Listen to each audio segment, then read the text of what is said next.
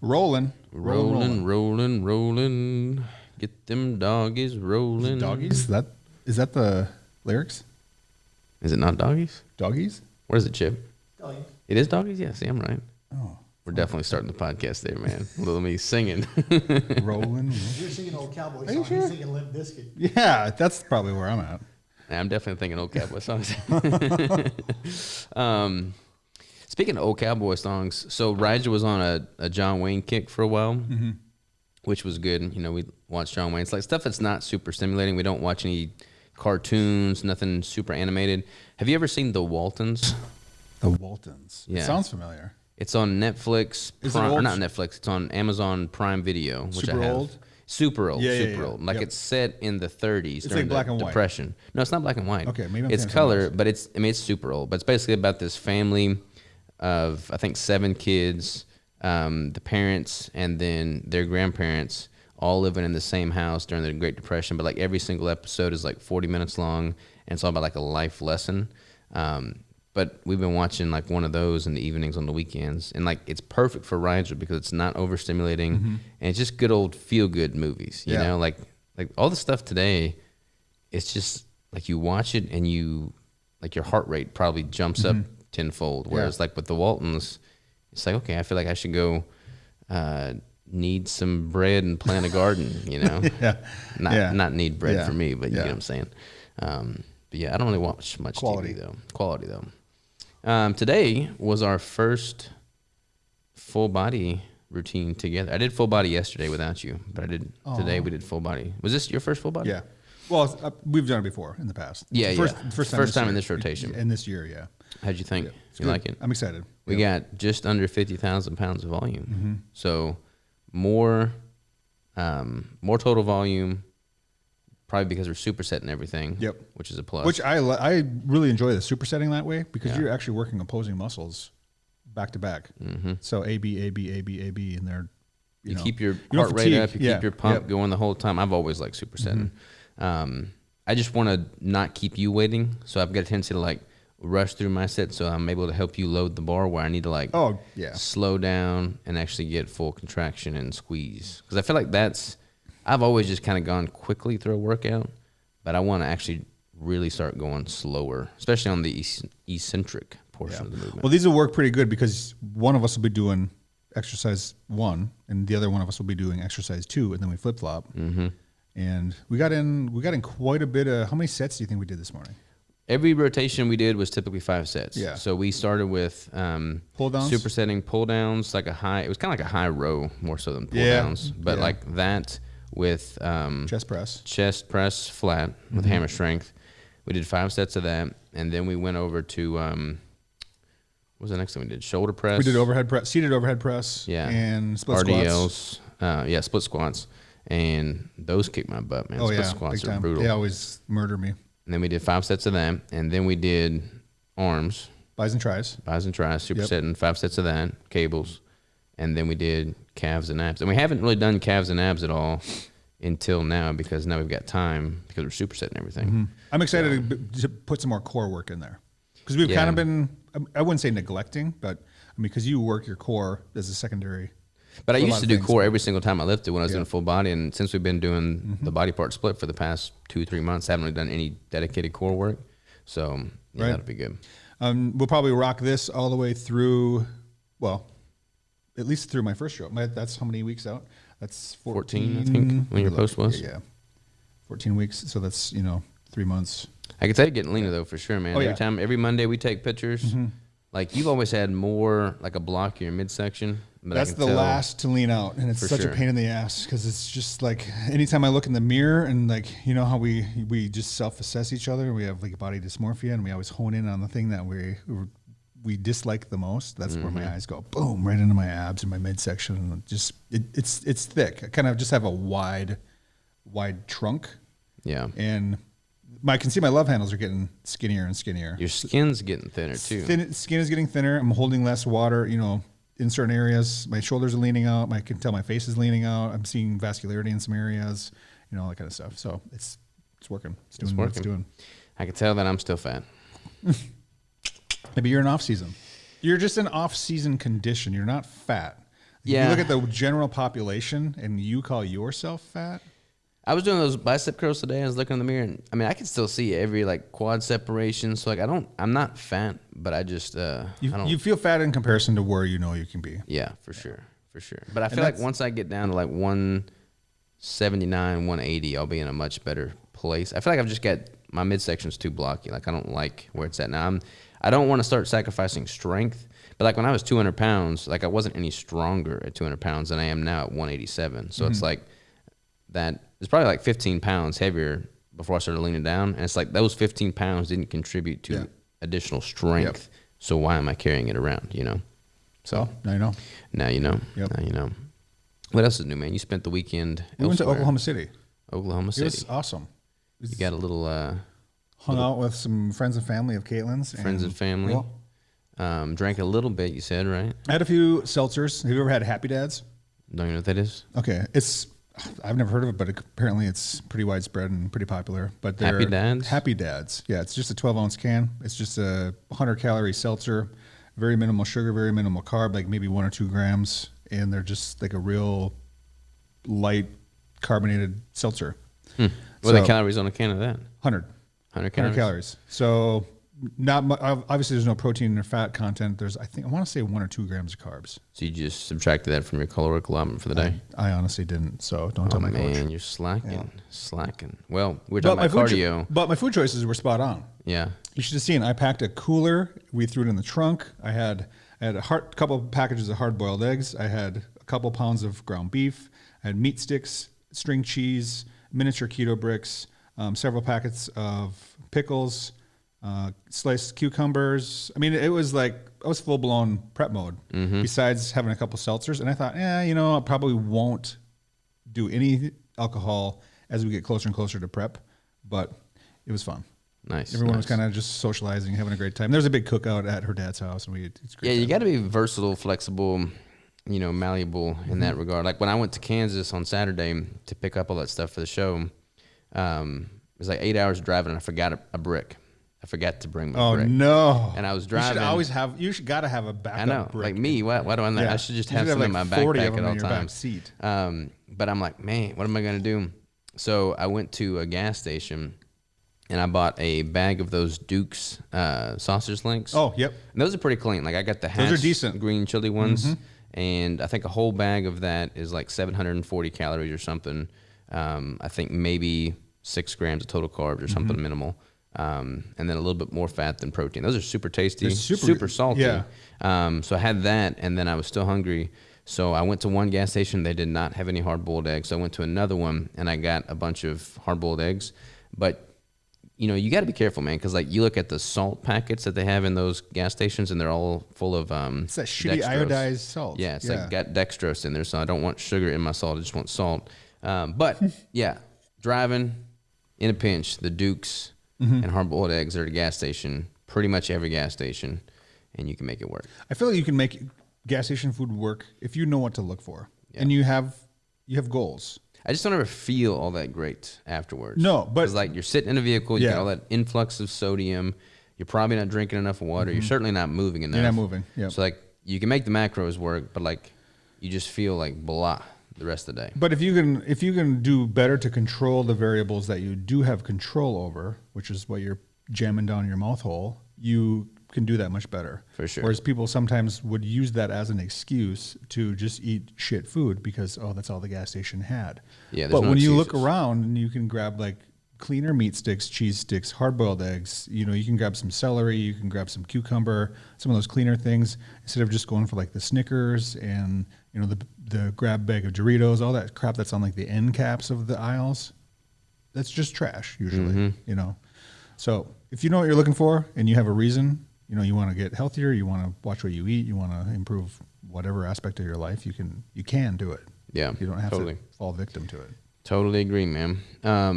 Speaking of bricks that I did not have on that trip, we do have a new flavor dropping this weekend. Sunday. Yeah. Yes. And this flavor, it's kind of crazy because we just did a super small production run of it. Kind of just like a sample batch. Yeah, like a sample batch. So we're only going to have like just over, I think, 2,000 bricks probably, which is much, much lower than our typical launches. but we're kind of sending it out into the ether to see what people think, see if we want to, produce that on a more regular basis. But it's pretty freaking good, man. It is good. I had one this morning after working out, and the texture is just totally different. With the tallow, it's amazing. Tallow. Yeah. I was worried on Friday when we produced them. You weren't here on Friday, but that last batch of tallow we got was a lot softer, and I was a little bit worried about it not setting up. But they set up beautifully. They banged out perfectly. They packaged just fine.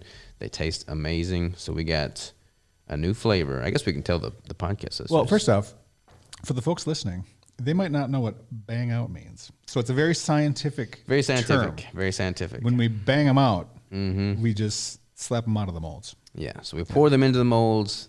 We put them in a freezer. The next day we bang them out of the molds. So our production process is like 3 main pillars. We got batching of the ingredients. That's prepping the ingredients in their appropriate proportions and we got strictly mixing, measured out. Yep. Yeah, we got mixing and pouring where we deposit them into the molds. Yep. And then we got banging out and packaging, which is the third leg of that triad. So they banged out beautifully. They did bang out beautifully. Beautifully banging. Beautifully banging.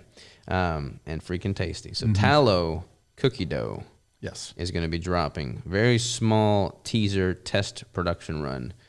And we'll hear what the people think, if they like it or not. But I like it. Yep. Well, and we have, do we dare say we have maybe one more? We do have more in the pipeline, but it's a little ways off, so don't hold your breath for that one. Don't wait for that one. But what we're doing, we're trialing some things. We are trialing. We're just kind of see what the people like. Yeah. It's kind of crazy, though. Somebody sent me an email last week with an article about, so for anybody, I'm sure everybody's kind of up to date on this, but we transitioned to tallow kind of out of necessity because the cost of cacao butter has gone through the roof. Like chocolate prices quality chocolate is increased significantly in the stores. I don't know if like Nestle and Hershey's and stuff has increased because they just started using cheaper ingredients. But they've always used cheap crap ingredients. Yeah, they've always used it. But they're doing like chocolate artificial flavor, like substitutes. Like they're not even using real chocolate. No, they're not using anything. Like alternatives. But like real chocolate that is made using cacao has increased in price. Yep. Chip was saying that the one he normally gets at Walmart is up like another $1 per bar from what it was because the cost of cacao has just 6x'd over the last year. So we kind of dodged that bullet. Not really dodged it because I'm still paying the higher pricing, but we tried to distribute our costs by transitioning to some of our flavors using grass-finished tallow, which was good. It's still expensive. It's still more expensive than what I was originally paying for cacao, but it's cheaper than the current costs of cacao.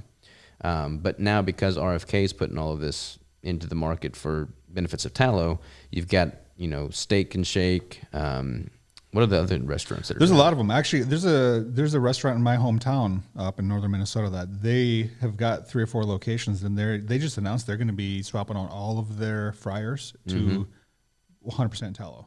Which is great. So, I mean, I'm totally in support of it. 100%. Yeah, it's super awesome. But I think you're going to see more and more restaurants like grabbing the reins and just making the switch because it's just that much better. And the people who understand it are going to value it. Like for me, if I was back home choosing a restaurant to go eat at, I would likely give a little bit more attention to the people who decided to do that. For sure. I'm full support of it. However, those restaurants are not likely using the highest quality form of tallow. Right. Like they're not getting the grass-finished tallow probably. They're probably getting bottom of the barrel tallow that was about to be thrown out. Now they're going to render it down and make tallow out of it. But still significantly better than vegetable oil. Correct, yeah. What I'm worried about is that basically doing the same thing to what I just got done beaten with cacao butter, in which case all of my tallow costs increase as well, which would not surprise me given the nature of my luck with things like that. But we're adaptable. We overcome. That's the whole manifesto for this year, 2025, is adapt and overcome. So we'll figure it out. So next on the agenda is the Savage Farm. I'm telling you, man, I just need to buy. I had a call on Saturday when I was driving to Kansas with the person I went to Brazil with, Melina, thinking about buying a farm in Brazil. There's like a 65-acre farm there that would produce enough cacao for our own production so we could be totally vertically integrated and then while I'm at it, I might as well just have a freaking cattle farm. I was too. going to say, you might as well get some livestock, and then you're rocking your own tallow, and you're rocking your own cacao butter. I'd have to get like a USDA certified processing facility for butchering, slaughtering, rendering all things beef products. So yeah. You know what would be way easier and way less expensive? Why don't we just start putting in like canola oil or something? Canola oil, we could do that. We could put in some tapioca fiber. We can put in some maltodextrin. We can put in some sucralose. Yep. We can put in some, what else is most of the other crappy bars doing? We could have some fibers and fillers and You know, cut all corners. all that jazz. I just don't want to do that, man. I don't want to do that. I won't do that. Yep. What else is doing exciting, bro? I'm excited for the workout. We talked about the new workout split, so it's always cool to switch that up after so many months. I'm excited for that. Prep is going good. Overall, life is just good. We're going to go on No a team complaints. day in a couple weeks. Yeah. We're taking everybody camping, so that'll be fun. Yep. We can break in your new Blackstone grill. Yeah. Griddle. Griddle. What are you gonna cook for us all? No, probably not. Probably Yeah, not. maybe we'd do some omelets. Omelets, that'd be good. Hash browns? You could prep the macros on No that. hash browns? no hash browns. No, I'm excited. That'll be awesome because I'll get all like the little utensils and stuff and a little spray bottle and whatever you need. I do need to go camping. I was thinking just the other day, it's like, since we're having UPS doing a lot of our shipping now instead of USPS, we're not even using the rig to go to the post office. I need to take that rig. I need to get it fixed up for camping, have like a Starlink in there or something. It'd be cool. That way I can stay on top of any calls that I have if I'm on the road, use that for like mobile podcasting, and then just when I'm not using it for work, take my family camping. There you go. You know, every other Friday or something, take them, pick them up, go camping. That'd be sweet. And if you put a Keto Brick logo or something on the side, you can write off the entire trip. There you go. Because you're advertising. There you go. I feel like camping's good though, man. Like camping. Yeah. We got to figure out how to do that with our workout split though, because if I go camping, I'm not gonna be in the gym in the morning, so we would need to make that our off day. It could be an off day. It could be. You'd probably go hiking. Yeah, doing but something we wouldn't outside. Be lifting. No, that could be your active rest. Off day. Yeah. But Right now we've got Thursday mornings as our cardio / off day. But with this split, it's not quite as crucial to. That's true. Because we're hitting every body part pretty much daily, so frequency is up. Yeah. So we can be totally flexible because you got a couple trips coming up. I've got that meat stock that I'm speaking at in May. Yep. Which you're going to go to that. I'm going to go to that. So hopefully we can find a gym there close by and train there, stay on top of our split. But that'll be good. I'm excited for meat stock. I've been talking to some of the other speakers, the promoter. That's going to be a pretty cool vibe. Yeah, that's cool. I'm excited. And it's going to be, I think it's all outside. It looks like it because there's a big retreat component to that where everyone's kind of hanging out in cabins. And then the actual convention or like the structured events is going to be, is it just Saturday for Sunday or?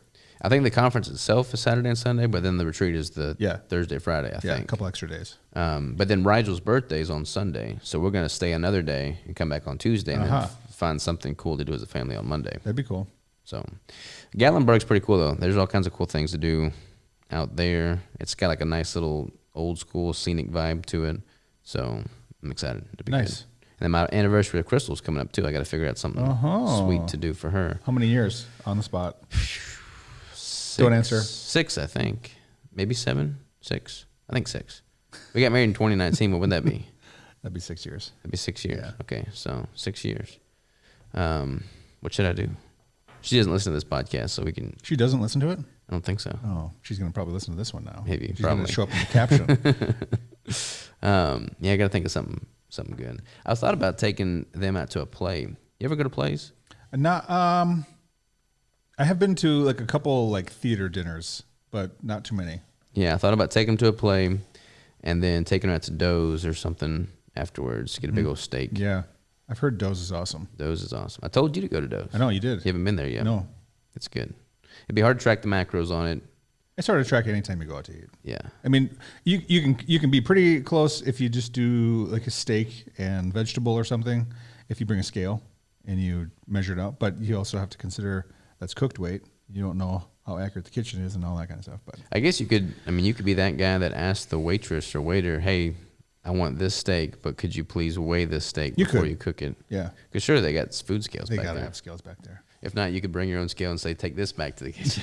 Just bring this slab out here. I want to weigh it. I want to touch it. Yeah.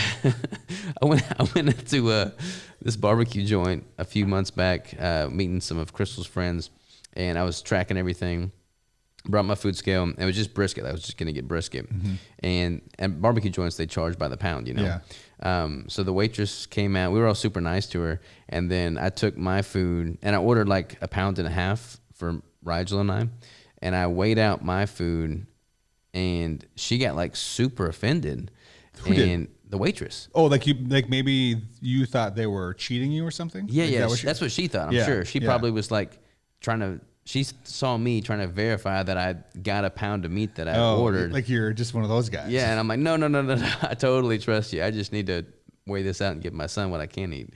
So yeah, I had to clarify that because I didn't even think about it. You know, like to me it was just second nature. What'd you guys go to? Is that Wright's? No, Wright's is great, but this one was, I think it's called Brotherhood or something like that. Okay. It's up in Rogers. It's pretty close to Caitlin, I think. Have you ever been in the Wright's in Rogers? Yeah. Okay. They've got 2 locations or 3? I'm not sure, but I haven't been to that one. And I think we're going to go there when my mom and brother are in town. Johnson's my favorite one, though. The one right next to the gym. Yeah. That one's like the first one. That's and then OG. they opened the other one. The OG was just a little travel trailer shack thing. Oh, interesting. Then they opened up that house. Then they expanded that house. Then they moved to the north, like the Rogers, Bentonville area. Okay. But yeah, it's a good barbecue. Yeah, we're going to go to that one. I haven't been there yet. Yeah, making me hungry, man. Mm-hmm. I had my brick first thing this morning after working out, and now I'm not supposed to eat until 6 p.m. tonight. And you're hungry. And I'm hungry. Huh. I was talking to somebody at church yesterday. He's a bigger guy. He was like 280, and he's dieting down right now. And he's like 245 or something like that. And he was thinking about getting to 220, but he's hungry right now. And he's been dieting for a while. He's at like 2,500 calories. I'm like, man, because what he doesn't do my protocol, he doesn't do keto, didn't do any of that stuff. But he probably was at 280 and then automatically slashed to 2,500 from the start. I would assume so. Oh, so he's not like stair-stepping it down or anything. No, he's just, I don't think so. Solid deficit. Yeah. But I mean, like, man, that's got to be miserable. Mm-hmm. That's what most people do is they just like say, okay, this is my maintenance intake. Let's take away 500 calories, 800 calories, and we'll just ride it out until I plateau. Mm-hmm. And that's what he was saying. He said he'd plateaued now, and he was like on the fence about dropping it below 2,500 calories. And I'm like, man, how many calories were up for grabs that you didn't need to take away? That you didn't need, yeah. When you overdo it at the very, very onset. Yeah. Yep. Well, that's dieting culture right there. Mm-hmm. Find your maintenance and slash 500 calories off, and that's what you eat. And then you're hungry and you're deprived and you're, And I feel like that's why a lot of people are really heavy-handed with the stimulants, like the pre-workouts, the energy drinks, way too much caffeine. Like I was doing that. I was guilty of that. I had way too much caffeine on a daily basis, and now I just limit myself to usually 2 cups of coffee. Call it good. I do a pre-workout, the Redmond pre-workout, but I think that's pretty decent on caffeine. It's like 150. Is it 150? I think it's 150. It might be 120. They've got a boosted version of their electrolytes that's 125 or 150. That's the one I've had. Yeah. Yeah. But I mean, most pre-workouts are 350 now. Oh man, there's some that are 400 or higher. Yeah. And I actually looked at it back in the day when I was more like bro science carb based, and at that time I think I was doing probably 800 to 1,000 milligrams of caffeine a day, like pre-workouts and energy drinks and all that crap. And I just can't do that anymore. When I was at the old building, putting in long hours, man, and my prep, I think this was in 2020. When I was doing that prep right before I got canceled with COVID, I counted all my caffeine, and it added up to 3,000 milligrams a day. But I don't know if that was super accurate because I was also drinking those Death Wish coffees, and I think their advertised caffeine is much higher than what its actual caffeine content is, I think, because I didn't feel that much different with that versus a normal cup of coffee. So I don't know that it was actually 3,000. That's what everything added up to. Probably because your heart was numb at the time. Probably. Yeah, that's way too much. That's a lot. Do not recommend. Now, I mean, what's a cup of coffee, like 60 milligrams? Yeah, I think they estimate like 50 to 80 or something. Yeah, depending on the size of coffee and whatever. Yeah, I do a pretty large cup of coffee. So yeah, you use like 7 pods, don't you, at one time? No, just 2. No. Well, with my espresso maker, it's like it's a 2-shot portafilter, and I'll do 4 shots per cup of coffee. Okay. And I think it's 60 milligrams per shot, I think. Okay. So you're a little over 200. I think it's 60 milligrams per shot, right? Yeah. Yeah. So okay, just over 200 then, which is not obscene. No. compared to 3,000. The average energy drink now that you go to find at the store is 200, Yeah. 300, somewhere in there. So I feel good about that. Yep. I feel good about that. How's your sleep? Good. My sleep is awesome. I'm jealous. Yeah. I've been sleeping better this last little bit. I think these next 2 weeks, I was supposed to be in Washington, but I'm not. I'm here. I don't have any calls because I was supposed to be in Washington. I'm going to try and sleep more these next 2 weeks. You should. If you make a conscientious Conscientious? That's a tongue twister. Conscious. If you make a conscious effort to get in some solid quality sleep, it impacts everything. Because I feel like these next 2 weeks, I'm just going to focus on creative things that I don't oftentimes have the time to focus on. So I've got like themes for each day where it's just a creative block of working on that themed topic for the day. And I feel like with that, I'll be way more productive and I can kind of set myself up for success after this 2 week stint is over. But I feel like from a creative standpoint, I need to sleep more so that I can actually think creatively as opposed to being just dragging butt all day long. Yeah, without sleep, your body, I mean, everything in life just gets affected just a little bit. But today, we've got to work on that tallow cookie dough, and then we're going to knock out a few proofs, email proofs, social proofs in preparation for that launch. Yep. What else we got on the docket for today? I'm trying to get organized. I'm trying to just clean up my office. We got a bunch of Monday related stuff. Like I've got a newsletter to proof and send out. Advertising. We got some graphics regarding just the flavor launch, all that kind of stuff. It'll be good. You miss your Tesla? Kind of bouncing around right now. Yeah, I do miss certain aspects of the Tesla I had. I had a Model S. It was the high performance, all-wheel drive, double motor. It had the ludicrous plus mode and all that kind of stuff. So it was fast as shit. I've been seeing all. You missed the fastest shit. Yeah, that's why I got it. A lot of. Don't get me wrong. There's a lot of cool reasons to own one, and a lot of people are not super fond of like the go green and drive electric because electric is dirty energy. You know how it's produced and all. That's a whole different topic. Yeah. I could care less how the energy got into my car, but the first time I drove a Tesla was like insane. So from that point forward, I said, all right, make this a mission of mine. At some point, I want to buy a sweet Tesla. And my self-employed home inspection business was doing pretty good. And I'm like, you know what? Screw it. YOLO. I have my inspection vehicle. I'm going to find a used Tesla. If I find the one that I want, I'm going to get it. And I ended up finding a pre-owned, one owner, lease return or whatever, Model S, 2016, had free unlimited supercharging for second owner only. So I was the second owner, which means I could have plugged into any of the superchargers across the entire country for 100% free. So it's like driving for free gas. Nice. So I would drive everywhere and I'd pull off, get a supercharger, no cost, and I'd be on my way. So that was Why do they do that for second owners only? Well, it was a promo. And Tesla does a promo every now and then where you get free unlimited supercharging. And usually I think the way it's structured is like if you buy a Tesla as the owner, you actually custom order it, you qualify during that promo period, and then that particular feature only transfers one time. So like if you sell it or you trade it back and then they resell it, it only gets transferred once. And then once it goes to the third owner, that particular feature falls off. So then the next owner, when I traded mine in, the person, whoever bought it, ended up not having free supercharging. So then that functionality just disappeared. So they have to pay every time they go to the supercharger. What does that cost? I don't know. I mean, it can fluctuate. It's crazy because it's just electricity, and depending on where you are, like it's kind of like gas. It fluctuates. If you're going to have California, it's going to be way, way, way more. If you're, in bum Egypt, it's going to be a lot cheaper.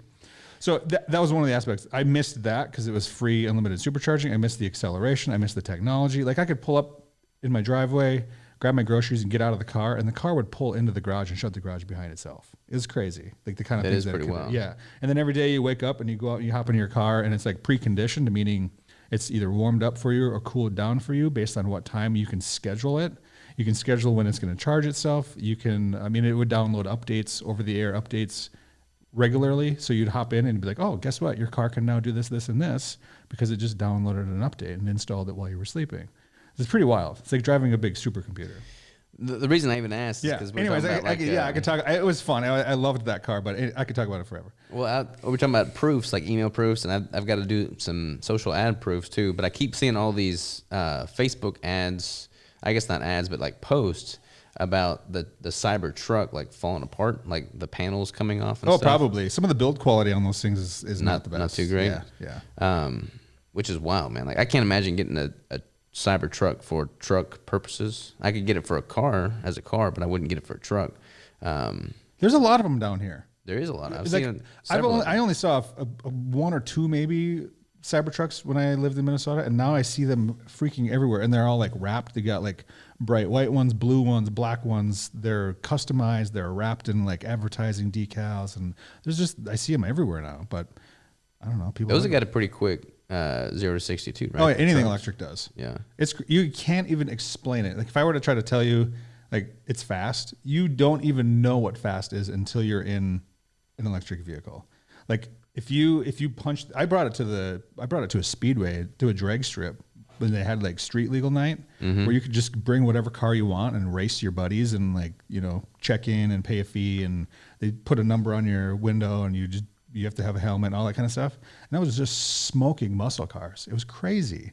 And it's so quiet that you don't even hear it. I would sneak up, like I would drive through a parking lot and people wouldn't even hear me coming, and they'd like get out of the way because you don't hear it. And it's just an awkward, silent acceleration that you have to feel. My mom blacked out in it. Really? Yeah. Like when you accelerated with it? Yeah. Like I punched it and you put it into like, there's a cheetah stance mode where it actually raises the rear suspension just a little bit and drops the front end so that it can accelerate just that much quicker. And then you precondition, you heat up the battery so it can unlock its full capacity in a split second. And it has upgraded cables. I forget whatever else, but when they installed or downloaded this ludicrous mode into mine, it was a $10,000 or $15,000 upgrade, and they had to swap out some of the battery cables so that it could transfer electricity that much quicker. That's wild. It is so wild. I think the 0 to 60, the quarter mile. I got a quarter mile in like, I want to say like close to 11 seconds. That's pretty quick. That's for quick. Something that is just completely stock. Like you can go get groceries in it. Yeah. See, I'm like old school with everything I do. It's like I want to get like there's a 1969 Charger right down the road from here, and it's like one of those barn finds. Like it's in this like covered canopy, like the front window's broken, it's all covered in dust. It's like a 1969 flat tires, just Charger that he claims. I went and talked to him. I saw him out there working on the yard, so I went over there and asked him about it. But he says that it was running when he parked it. Of course, I'm sure that's what they all say. Probably was. Who knows how long that was? But it's like that'd be my style, man. Get like that old hunk of junk, and then just like totally refurbish it and have that rattle your guts when you start it up. That would be cool. Yeah. Because there's definitely a difference between like the old muscle cars and their acceleration and like hearing the throaty exhaust and like stomping the gas and burning the tires. And then like these little electric sedans that just go zzz, and it's totally different. I feel like the Charger would probably be more savage than a Tesla for me to be cruising around. Yeah, for sure. Yeah, but it'd be good. Well, we're on a totally different tangent from anything that we normally talk about. But shoot, man, we got a lot of stuff to do today. We should rock. So let's boogie, rock and roll. We probably don't need to keep telling people where to find you because I feel like they already know, right? I was going to say, maybe we should just throw, because everyone knows you, we could just throw my info in the caption or something, Like, yeah, I mean, definitely everybody follow Greg.